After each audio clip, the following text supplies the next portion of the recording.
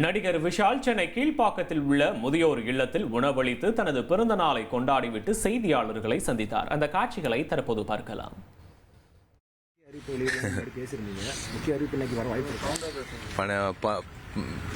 12:30 1 o'clock உங்களுக்கு நான் நல்ல செய்தி சொல்கிறேன். மொத்த தாய்மார்களும் அம்மாக்களும் அப்பாக்களும் நான் எங்கிட்டு போனாலும் படப்பிடிப்பு கடந்த எத்தனை வருஷம் தெரியாது, ஆனால் கடந்த ஒரு வருஷமாக நான் எங்கிட்டு போனாலும் இப்போ டிவி பார்க்குற எல்லா அம்மாக்களும் அப்பாக்களும் கேட்ட அந்த விஷயந்தான், எப்போ தம்பி உன் கல்யாணம், எப்போ எனக்கு சேலை வரப்போகுது, எப்போ எனக்கு வேட்டி சட்டை வரப்போகுதுன்னு அவங்க வீட்டு பிள்ளையாக என்னை கேட்கும்போது எனக்கு ஒரு இந்த மாதிரி ஒரு பாக்கியம் யாருக்கு கிடைக்கும்னு எனக்கு தெரியாது. கண்டிப்பாக ஒரு நல்ல செய்தி இன்றைக்கி 12:30 மணிக்கு நான் சொல்கிறேன். அதே போல் ஒரு நல்ல செய்தி என்னென்னா, வந்துட்டோம், 9 வருஷம் தாண்டியாச்சு, இன்னும் 2 மாத காலகட்டம் தான் வந்துடும்.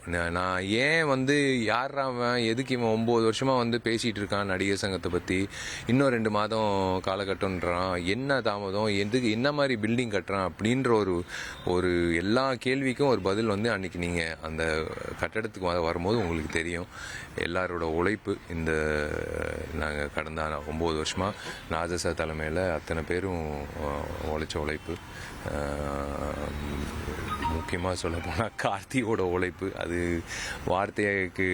வார்த்தையால் சொல்ல முடியாது. பூச்சி சாருக்கும் வார்த்தையால் சொல்ல முடியாது. எல்லாருக்கும் நான் சார், கருணாஸ், எல்லாரும் செயற்குழு உறுப்பினர்கள், என்னன்னா எல்லாரும் ஒரே குடும்பம் மாதிரி 9 வருஷமாக இருந்தோம். அது வாழ்க்கையில் அரசியலில் கூட அந்த மாதிரி ஒற்றுமை கிடைக்காது.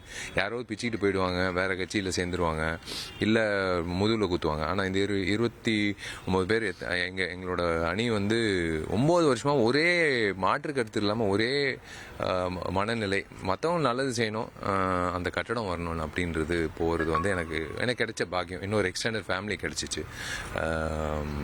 இன்னைக்கு என் டார்லிங் சரளம்மா, கோவை சரளம்மா கோச்சிப்பாங்கன்னு நினைக்கிறேன். இன்னைக்கு 12:30 அனௌன்ஸ்மெண்ட் வந்ததுக்கப்புறம், but I still love my darling Kovai சரளம்மா அண்ட் எவ்ரி ஒன். அம்மாக்கள் அப்பாக்களுக்கும் ரொம்ப நன்றி. நீங்கள் சொன்ன மாதிரி கூடிய சீக்கிரம் இந்த வருடமே எனக்கு கல்யாணம் நடக்கும். நடிகர் ரஜினிகாந்தோட 50 ஆண்டு ஏதாவது நடிகர் சங்க சார்பில் அவருக்கு எதுவும் விழா ஏதோ ஏற்பாடு செஞ்சிருக்கோம்? முக்கியமாக ஒரு 50 வருடம் ஒரு நடிகர் நீடிச்சு ஒரு சூப்பர் ஸ்டாராக இருக்கிறது ஒரு உலக சாதனைன்னு நான் சொல்லுவேன்.